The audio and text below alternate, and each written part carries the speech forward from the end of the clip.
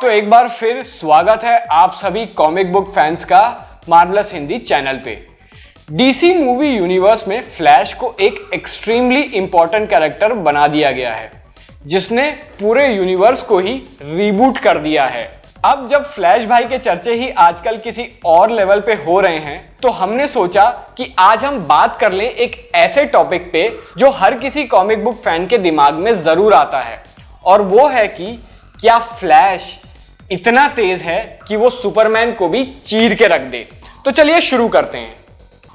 Superman DC universe के सबसे powerful heroes में से एक है, जिसकी बहुत कम वीकनेसेस हैं, पर फ्लैश के पास है वो सब पावर्स जो मैन ऑफ स्टील को जान से मार सकती हैं। जबकि सुपरमैन डीसी यूनिवर्स के सबसे पावरफुल हीरोज में से एक है, जिसे सूरज के रेडिएशन से गॉड लाइक पावर्स मिलती हैं।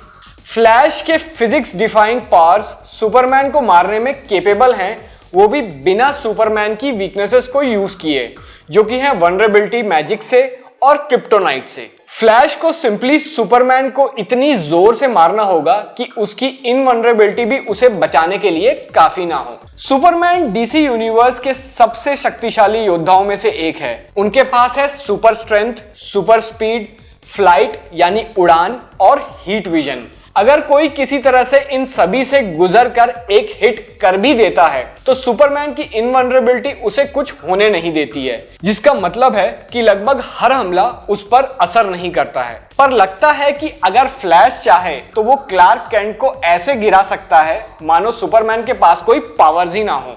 टॉम टेलर की डिसीज्ड इशू 5 में एक भयानक ज़ॉम्बी वायरस डार्क साइड के जरिए गलती से रिलीज हो जाता है। पूरी अर्थ और अधिकांश हीरोज और विलन्स खून के प्यासे ज़ॉम्बीज में बदल जाते हैं। ऐसी स्थिति में सुपरमैन लोगों की एक उम्मीद बन जाता है, क्योंकि ऐसा माना जाता है कि सुपरमैन की इनपेनिट्रेबल स्किन की वजह से उसे इन्फेक्ट नहीं किया जा सकता। जब एक ज़ॉम्बीफाइड फ्लैश दुनिया भर में निर्दोष लोगों को इन्फेक्ट करने के लिए निकलता है, तो दुख से भरा हुआ सुपरमैन तुरंत ही फ्लैश के ऑपोजिट डायरेक्शन में उड़ता है, ताकि वो स्कारलेट स्पीडस्टर को मार सके। सुपरमैन और फ्लैश एक दूसरे से टकरा जाते हैं और फ्लैश मर जाता है, लेकिन इस दौरान फ्लैश की कुछ उंगलियां सुपरमैन की स्किन में पेनिट्रेट कर देती हैं, जिससे मैन ऑफ स्टील इन्फेक्टेड हो जाता है। इस घटना से यह साबित होता है कि फ्लैश को सुपरमैन को मारने के लिए ज़ॉम्बी वायरस की जरूरत नहीं है।